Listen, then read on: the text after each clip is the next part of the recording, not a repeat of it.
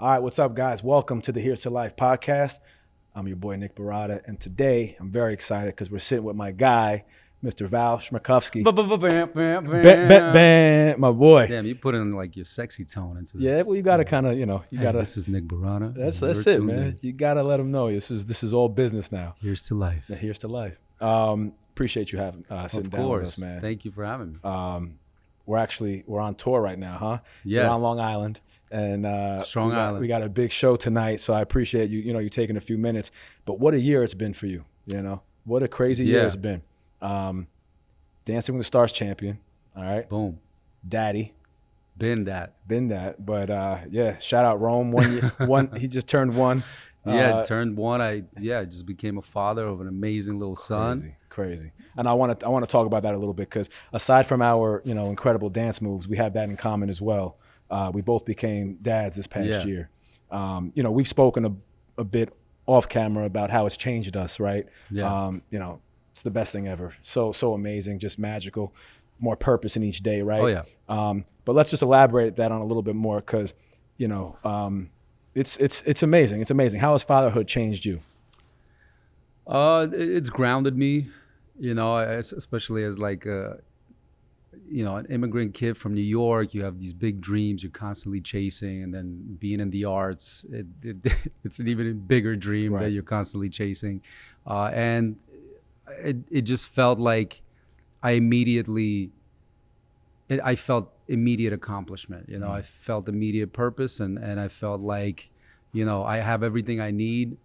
Now everything else It's just everything else. It is everything else, and everything else is still important. But those are the things I want, right? And I'm still gonna go after. But everything I need, I already have. Yeah, I had the privilege of meeting your parents, and they're incredible. My parents always told me growing up, like, just wait till you have your own. You'll never know that true love.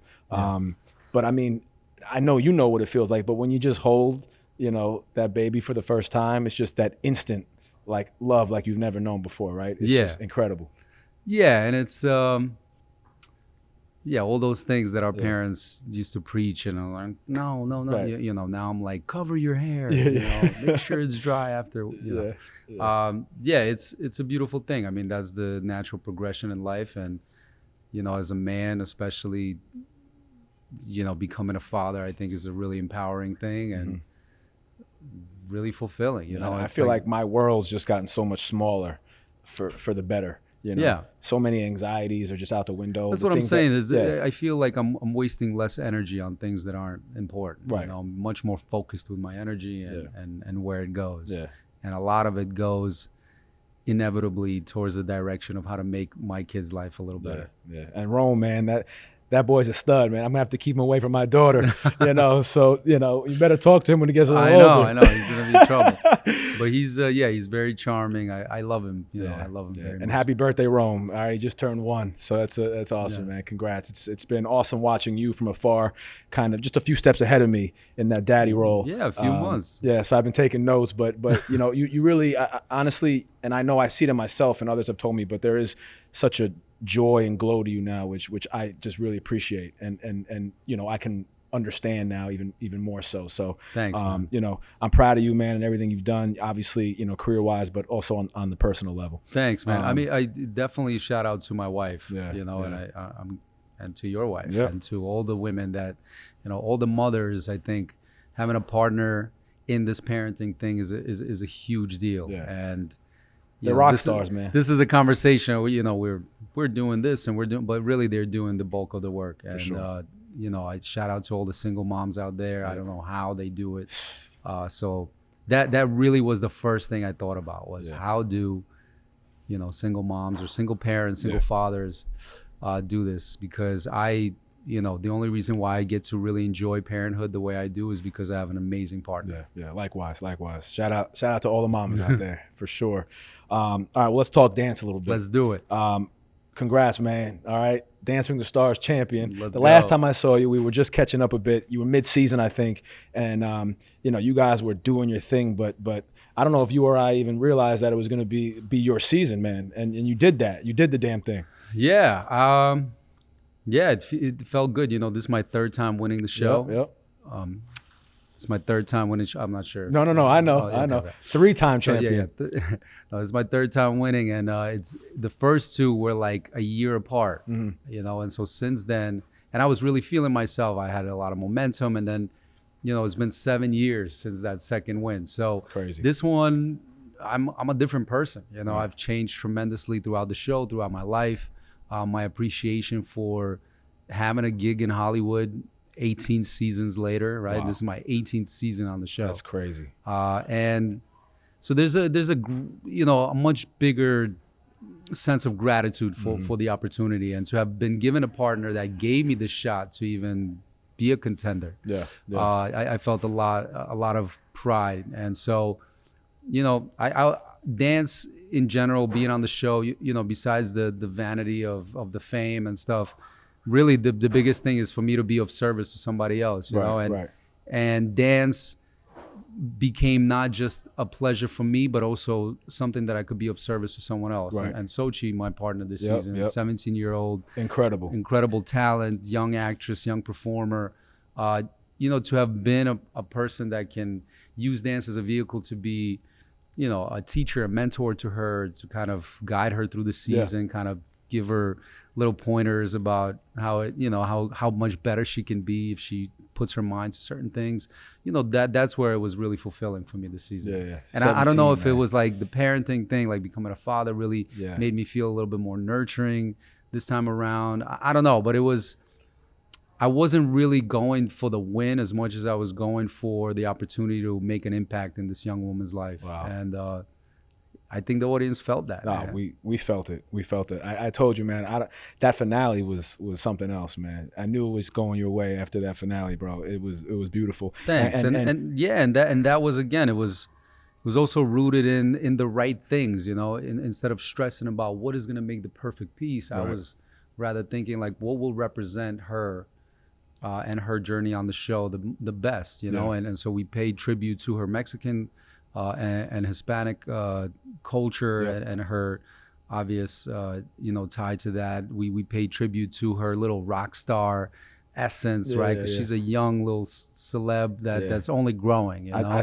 I just 17. It's crazy to think about. She's credited you in many ways, but what's something you walked away with this season learning from her as a 17-year-old? Like, what did she teach you this season? It's crazy to say, but I think there's like a generational gap between us, you know, because in our minds, I'm still a young cat. You and me both, right? We're just, you know, a couple 20-year-olds running around. But yeah, you know, I think this generation has a lot more, they draw a lot more boundaries around their mental health, you know, period. You know, and where we grew up in the sense, like, if it doesn't hurt, then you're not doing it good enough, you know, like, you grew up in sports. It's like, if you're not just exhausted, but like it has to hurt a little. And fun is not a part of the process whatsoever. The fun comes after you accomplished it. And I feel like she taught me that it doesn't have to be like that. You know, it could be fun during the process. Doesn't mean that you can't work really hard, but I always felt like fun and hard work were like on the opposite side of the spectrum. And she showed me otherwise. There was a few practices in the beginning where I, you know, again, I kind of went back into my old ways, and I loved that at 17 years old, she wasn't intimidated by that, and she was polite. We finished rehearsal, and then we had a conversation, and she was like, you know, I don't really do well on those type of, you know, in those type of parameters. You know, I think you will have a lot more you'll be a lot more effective with me if everything we do and most of the things we do are rooted in joy and fun. And just fun. And I was like, dude, she simplified it a little bit. And I was like, you're right. Why am I tripping? You know? And that was probably refreshing for you after all these seasons. Absolutely. Of not being, you know, a finalist, right? Or a winner. Absolutely. Because a lot of that comes from desperation, from my own insecurity as a coach, you know, because at the end of the day, what is important for me, regardless of how hard I am or how tough I am as a teacher, is that I'm still here, you know, at your service. You know, I want to be here. I want to make this the best experience for you. And so part of that in my mind is like, I got to get her all the way to the final. To do that, I need to really, And then I realized, like, dude, she doesn't want any of that. She just wants to have a good time and learn something fun. Yeah. And I'm like, why am I making this about me? I got to follow her lead on that. And I did. And really, that dictated and led us to the season that we had. Now, you can see that clearly, how much fun you guys were having. And I think, as a viewer, it also made it more fun for us to watch. It looked like you almost, let go a little bit. And I don't know, maybe like you said, it had to do with, Roman being a father now, more nurturing. Sure. Yeah,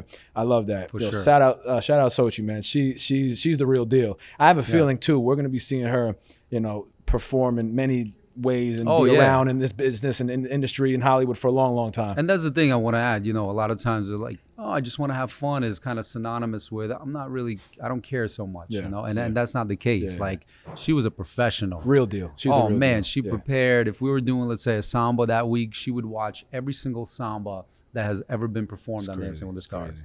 She would watch where the samba come from, what's the origin of the samba, So it's like, and at 17, that's impressive. She did the work, and she has not just the work ethic, but she has the structure that it takes to be successful. Yeah, I love that. No, she's the real deal, like I said, and I think she's gonna be doing her thing for a long, long time. So obviously, we mentioned 3-time champion. You've been on the show for a long, long time. You've had some incredible partners. I got LeBron's record. You LeBron's record, right? I've been in the finals many times, but I took a bunch of L's. No, but it says something, man. You being around this long, but you've had some amazing partners. Obviously, I know you were on Sherry today, right? Sherry Shepherd, Zendaya. Yeah. You and I spoke about that experience. Rumor you guys had that great season. Yeah. Take away the trophies for a second. What season do you wish you could do over?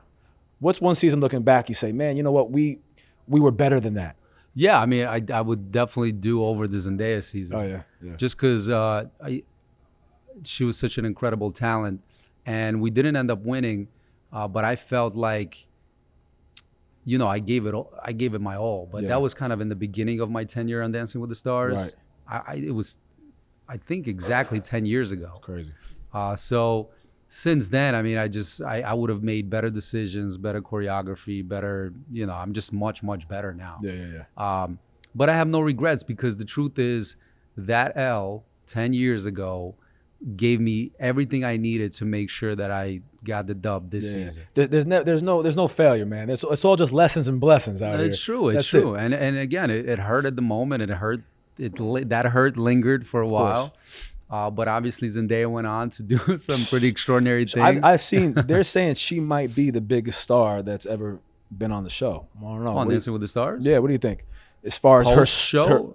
Post-show by far. Yeah, no, exactly. Just her star power. They're saying that looking back at all of the stars, right, that have come through, she may be, or if not the biggest. I mean, listen, it's all about timing as well. At that time, she was not the Zendaya that she is now. Of course. But she was a really talented young woman. Again, a lot of parallels with Xochitl. I don't like to draw parallels like that, but you could see a lot of the same focus, man. Even back then, Zendaya was 17 going on to 45. Well, it kind of goes back to what I just said. I feel like there are those similarities where Xochitl can, who knows the career she's headed toward. I mean, obviously so successful already, but there's something different about when you're that young, with that drive, with that focus, with that discipline, that I feel like you're just destined to just do incredible things if you keep that. A lot of luck has to come into play as well. You and I both know about luck. Yeah, but luck, is preparation meeting opportunity. And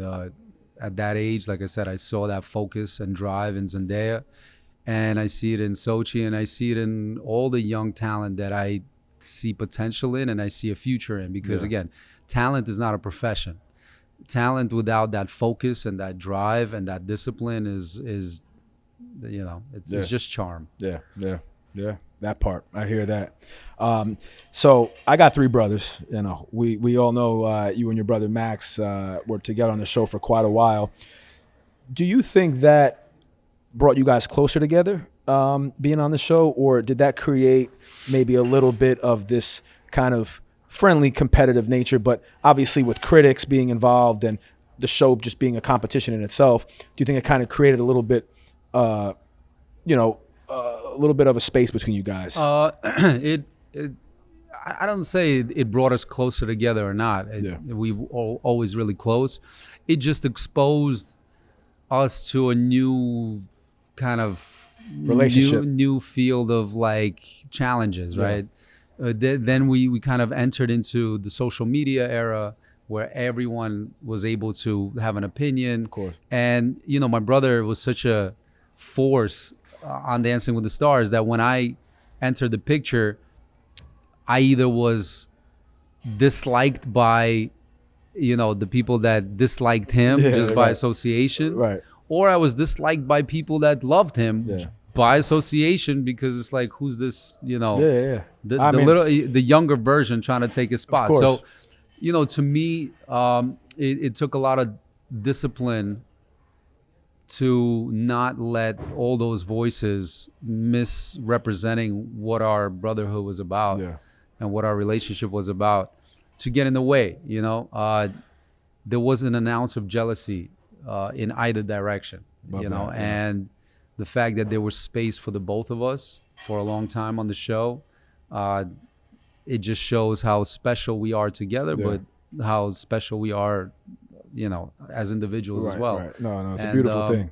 Yeah, there was some, look, I'll give you an example. A lot of times, you know, oh, yo, you Max's little brother, right? Yeah. Oh man, you Max's little, you know, and it's like, I am Max's little brother. But I'm Val, motherfucker. But I, you know, but I am Val Chmerkovskiy, right? Who is excellent at his craft. Who's got a whole lot of riz, let me tell you. Who has dedicated his life to his craft. And if you have watched me on the show, then you know my name. Yeah, absolutely. You know, now, I am also very proud to be Max's little brother. Of course. And that'll never change. Of course. But like I said, as a man who's in his 30s, I'm no one's little anything. Yeah, right. You know? Period. Right. So, you know, it's just these things. But again, as I grow older, I try to take less offense. You know, people are just people. And, you know, there's always going to be, you know, people chirping and people trying to create that rift between, you know, you probably even see that with your wife a bit, right? I mean, with the wife as well. I mean, again, so that's the plus, and you know, the pluses and the benefits of working in the same field as your family, whether it be your wife or my brother, is that you get to share a lot of that joy together, and you know what it takes. And so when I have the long hours, my wife understands why. But on the flip side, we are both in each other's failures as well, and we are very deep in each other's failures. You know, and so when it's good, it's great, and when it's tough, it's really tough. No, I love that. And I told you I had the pleasure of, you know, meeting your father, and you can tell he's instilled that kind of family, right? How that importance of family, and you could see that dynamic that you guys share, which I love. I'm like that. You've seen my 96-year-old grandma dancing the night away on Instagram, right? We're all so close, and it's very important. It's very important to keep that. You know, that as the focal point. Well, there's also a lot of uncertainty in this profession, right? Like I said, when it rains, it pours, and when it's dry, it's like it's hard. And I could be up, but if my brother is struggling, like I will not be, you know, full of joy. Right. You know, my brother's wins are my wins. Right. And that's like, again, that's the beauty of family. But his losses are my losses too. You know, I hurt for him just as much as he does. So.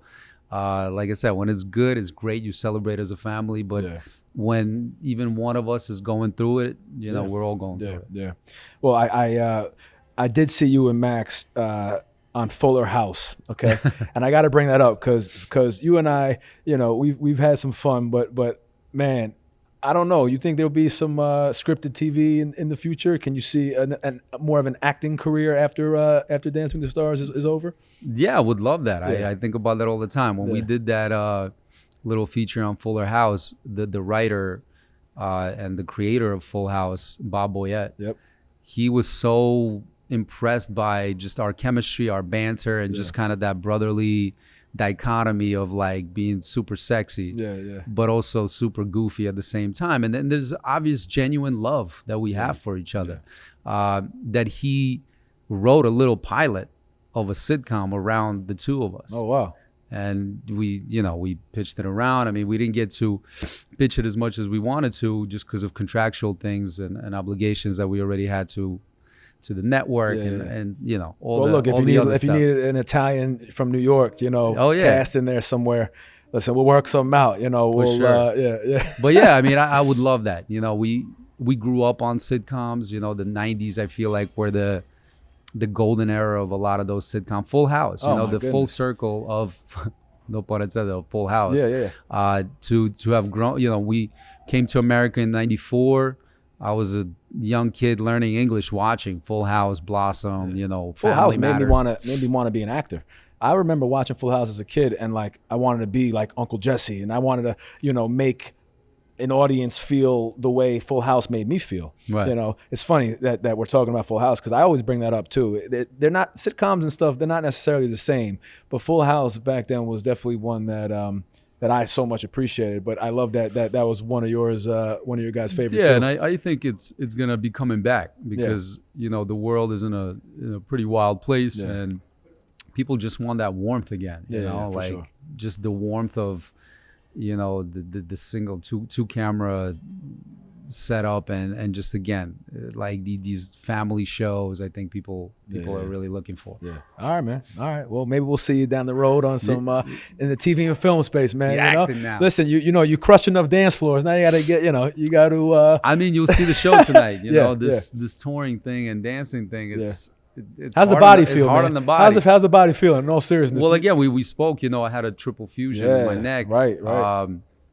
And it just and that's that's been my year. I had a kid in January. I had this neck surgery in February. I had 3 months of recovery. Then went straight into a residency in Napa to a season that ended up in a win, and now I'm on tour on Long Island, performing for a lot of my friends, Strong Island. So it's like, you gotta have faith, you gotta surrender, you gotta be proactive and positive, but you gotta surrender to the things that inevitably will happen to you, and this is what happened to me. The ups, the downs, but ultimately I'm here, and I'm just grateful for the moment. Yeah, I love that, man. I love that. And I appreciate you taking some time, like I said, man, out of your busy. You got the full experience because we had man. people pass us by. It's all right. It's all right. Listen, this podcast and this is real. This is real. We're not, there's no fluff around this. This is raw. So it's okay. We're taking it all in, but no, in all seriousness, I appreciate you taking some time out of your day, and I know you've been crazy. So thank you, man. And I've gotten to know you quite well now over the last few years, and every time we get together, man, I always leave feeling motivated and wanting to do more. Like I said, not only just in my own career, right, but also as a family man and doing right, at home as well. Thanks, man. I meet a lot of people, and I, I've come across plenty in this industry, but you're always such a pleasure. And it's funny, I don't even know if you remember this, but the first time we met was probably 10 years ago at an event in New York with Lala Anthony. Yeah. You remember that? It was like a Dr. Scholl's or something. Yeah. Crazy. Right. But I remember even leaving then, man, you and I talked briefly there, but I'm like, this guy, man, he's you're just a real one. And it's always such a pleasure. So keep doing your thing, man. And until next time, but we'll end with this, as we always do. Here's to life. You want to drop that for me real quick? Why don't you say here's to life? Here's to life. Boom. Bang. Appreciate you, bro. Yeah. Let's go.